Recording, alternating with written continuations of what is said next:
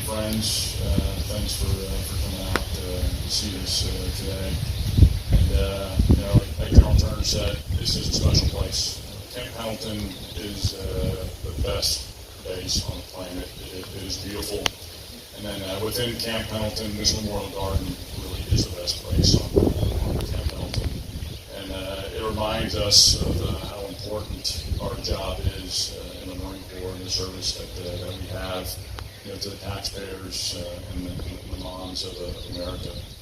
And this Memorial Garden is awesome because Team Nick and Dana Point Support Group, they take care of it for us, right? And so it's beautiful. But also, I want to call your attention to the top of what we call First Sergeant's Hill there, that we PT up and down. And you get a closer look at it after the ceremony. But there's crosses up there, right? So this is our Memorial Garden. And then the young Marines also have a memorial up there. So when they come back from deployment and they lose a battle buddy,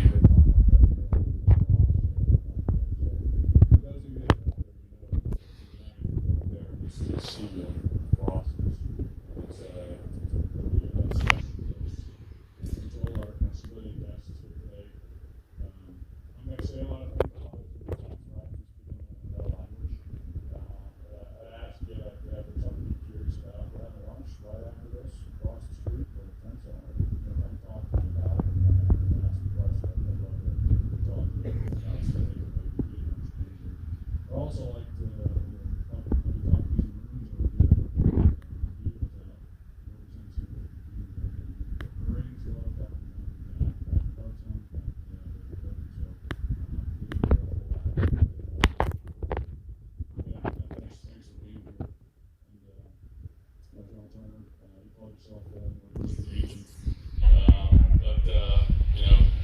the Marines and I see it as Justice League 6, right?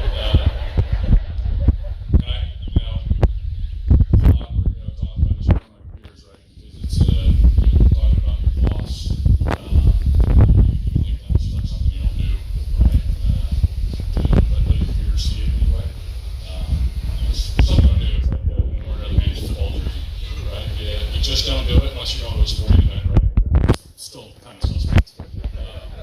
But Marine Corps is small, and you rarely get to work for the same boss twice. And I've had the fortune of doing that. And when I found out you and Carol coming back to 1st Marine Division, I was pretty stoked, right? And it's awesome because I know that you have that warfighting focus, and I know that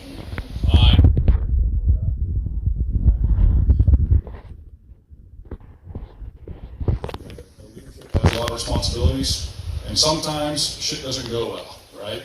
But I've got a boss that's been there, a boss that's done that, and he understands that stuff isn't perfect all the time.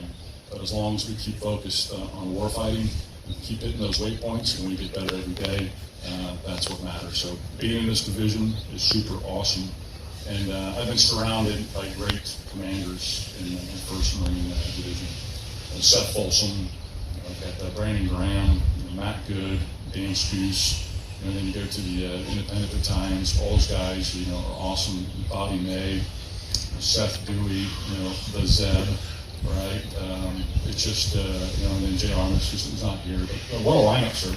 What a sweet lineup you have here in 1st Marine Division, working with these guys. Everybody fed off of each other, right, Matt? And I think we just got better.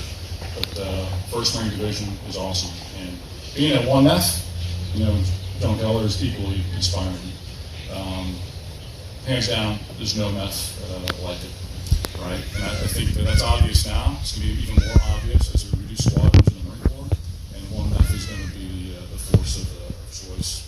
And my time in 1F, most recently, Colonel Chaka's here, Colonel Tellman, he was a CO. There he is. Hey, brother. Thanks for coming. And Chaka, our relationship was fantastic, and I reflect back to all the aviators that have supported me in the past. I'm talking about guys like Dealer 5-4, and I know you know what I'm talking about. And Dan Crawford, you're here, we were young officers or younger. fighting in Iraq. We got a guy named Lieutenant Colonel David Green that supported us. He was a Cobra pilot, and we needed the bombs on target into a house that was fortified. And they came in over right shoulder, took machine gun fire, and Lieutenant Colonel David Green took a round in the throat, and he continued to prosecute the target. And he and his co-pilot got that aircraft back to the airfield. But that's kind of aviators that we have in the Marine Corps. And Jaka, that's kind of aviator that you are. And that's kind of aviators that you build. You built in the I-39. And if I, just me, but I would love to see Jaka, and I know I'm like stepping away from my balance here, but you need to be the next third long CG in the future. That's how much I love this division. I hope you stick around, and I hope you do it, because you produce pilots that do the same way you do. And that's awesome for 5th Marine Regiment, and that's awesome for 1st Marine Division. And I remember Cody 6, Colonel Matt Reed, and General Turner saying that there was no better ground aviation team than 939 and 5th Marine. So I love you, brother. Thank you for everything you've done. All right. And then we go to the LCE. John Soto, yeah. John. Man, thank you for everything you did for 5th Marines as SEAL Sylvie 5. You're the only Sylvie commander I know that's had to execute an escape and evasion plane, right? Twice. And you're the only Sylvie commander I know that has attacked the enemy with a UAV in direct fire mode. And you're the only Sylvie commander I know that has given a good salute report with his last breath twice. Right, so I love you, man. You did a great job for us. So the MAGTAF is awesome, Tom Close. It's really an honor to be a part of it and have served in it. Change of command is it's about a chapter in a unit, right? And what is this chapter in the last 2 years about? General Turner alluded to it a little bit. And it was about two things for me in 5th Marines and our staff and our commanders. It was about, number one, being able to fight in an austere environment against a peer adversary and do it under difficult conditions, challenging conditions, being able to operate in spectrum relatively undetected and really put a beating on the enemy in the contact layer. That's what we wanted to do. We wanted to focus on warfighting. The second thing that I wanted to do was coach and mentor and improve the quality of life of young men and women. Two things that are most important to us. On the first one, warfighting here in 5th Marines, I'd give us a solid A. I know I'm biased, but I'd give us a solid A. We worked our asses off for that. And the staff, they got put through the knothole on this. We took them everywhere, to the mountains, to the desert. We operated in the snow, on ship twice, attacked St. Island several times, and they did a wonderful job. So to my staff, I love you, and you did an awesome job for me. When I asked for more, you gave me more. The only time I got a mutiny was when I wanted to go to Bridgeport the second time, and then we pulled back from that. And the commanders in 5th Marine Regiment, again, all-star lineup. Eric Olson, Andy Terrell, right? Ike Moore, Robert Jones, Ben Minnendorf, Jeff Hollapeter, Pat Byrne, Jared Redinger, and DJ Sargenti back there. Man, you guys are studs. You really are. And I love working for you. And, we had some challenges trying to achieve what we wanted to achieve with goal number one. We had this thing called COVID, right? And COVID happens, and this regiment did not lose one training day. Not one training day through COVID. If we had to wear a mask to get on a helicopter, we wore a mask. We got on the helicopter. Right? If we needed to do a combat conditioning movement, we provided more dispersion, and we did it. Right? We continued to train. There really was no other option. And when you look around this camp, there really is no excuse.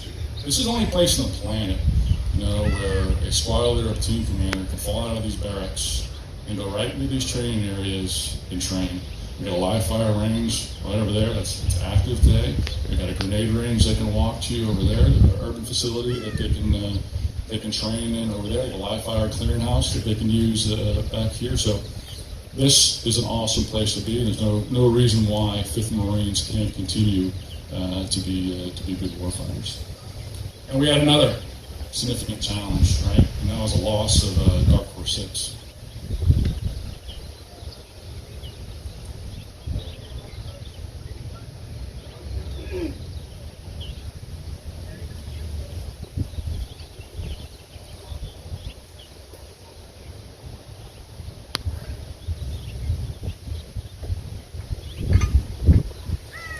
Jeff, he was a superior officer. It's something that's not supposed to happen in life, right? Battalion commander, he was a battalion commander, that's supposed to happen in life. Not to the most fantastic family that I've been around. So, Michelle, I admire you, your family, Blake. I know you're doing everything to keep the family together. You're an awesome stud. And although we lost Jeff, we gained all of your family. Chris and I have talked about this. There's always a home for you here in Michelle. So anything you need, come here to 5th Marines. And Colonel Steele's going to make it happen. Right? I love you. And I admire you. Yeah, we never stopped, right? And we moved to the second goal was coaching and mentoring our young people, right? And I'd say we got a C+ on that. Okay. Why did we get a C+? I got an answer for you. 3,000 teenagers.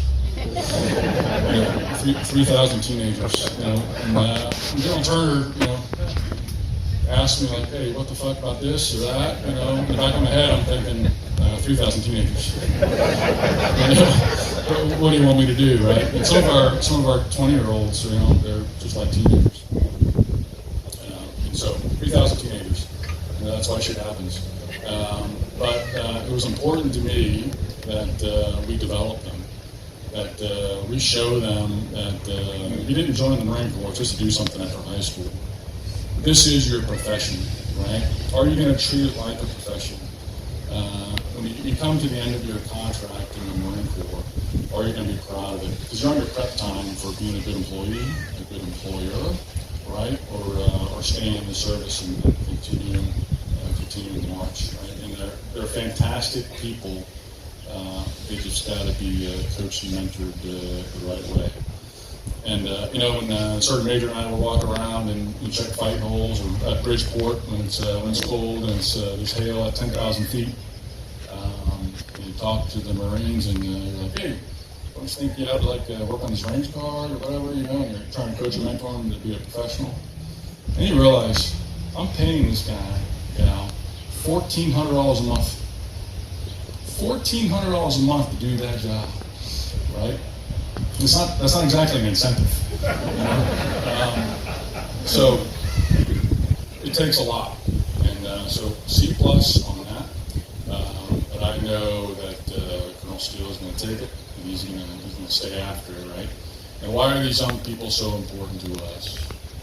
Because we all know that we're this uniform, that our young Marines are the ones that pay the butcher's bill of war, right? So increasing their quality of life, we're paying them in advance for the sacrifices they might have to make.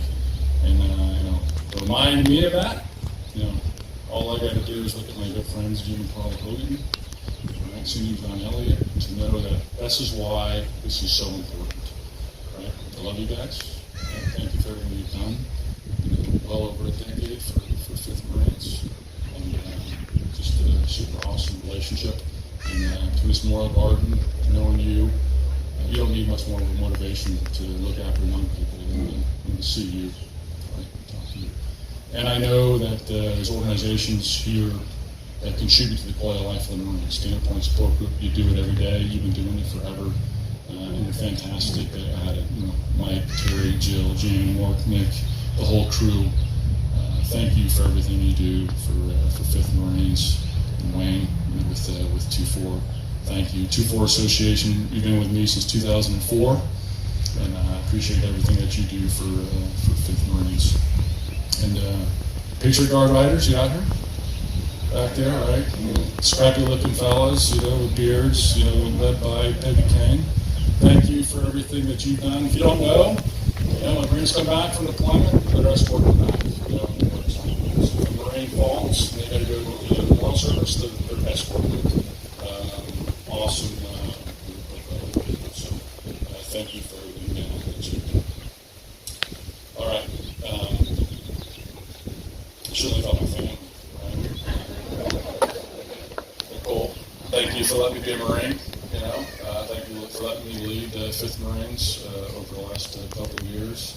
I love you, honey. Josh, thanks for your service. Thanks for volunteering and making warfighting a family business. I appreciate it. Doing a great job. Lastly, I want to say that I've been dreading this moment for a couple of reasons. One is I've been a 5th Marines a lot in my life, and throughout my career, I was thinking, if I do well, try hard, I'll just get back to 5th Marine Regiment. Right? I've had a lot of luck, getting back to 5th Marine Regiment. I'll never be allowed back to 5th Marine Regiment again, right? So that's heartbreaking for me unless something like I already had, or like Sergeant Major there, Roy, one of those guys. Maybe a Patriot Guard rider let me back in, but I love this regiment. I really do. And I forgot to mention John, thank you for everything that you do. John takes care of our dojo. We like to fight at the Regimental Training Center. And speaking of the Regimental Training Center, I mentioned we did this training day. One of those reasons is we have 100 people in this regiment. We have a Marine at the division. And we've got a Regimental Training Center here where it is user-friendly for all of our squad leaders and our young folks. And it's super awesome. But they can train all day, every day here But dreading leaving 5th Marines. I'm also dreading leaving 5th Marines because 2 years ago, George Schruffler and I were turning over, and George, you're a magnificent Marine. You did well getting you ready for the job. I've emulated you, for years. And to take over after you was sweet. But we're in the CP over there, the command post across the street, and on that wall is pictures of all the previous commanders. And it goes way back, right? So far back that all the pictures now are in black and white, because the first ones were in black and white. When I was here as young captain on duty, I looked at that wall and I'm like, man, look at those old people on the wall. And when I took over for George, and it was like one of our last days, I said, don't worry, George, I'll get you a picture up on the old man wall. And I was like, feeling like I was a young colonel, right? He was an old colonel, and I was full of motivation and energy. And now I realize that my picture's going on that wall, right? And I used to say, who's that old guy? So I'm dreading that. Not ready to be old yet. But the energy that I had 2 years ago, I see in Colonel Chris Steele as he comes in, and he's thinking about all the things that he's going to do with 5th Marine Regiment. And Chris, you're going to do a fantastic job, right? And love that your family's here. Welcome to 5th Marines, Mary Lou, Hannah, Haley. It's awesome to have you here. I talked to the Marines this morning about how awesome it is going to be under your leadership. And it's an honor to turn it over to you, Chris. Getting to know you the last 2 weeks. It's going to be a fantastic job. All right, I'm going to shut up. And if you would please join me in applauding the new commanding officer of 5th Marine Regiment, the new Grizzly 6, Colonel Chris Steele.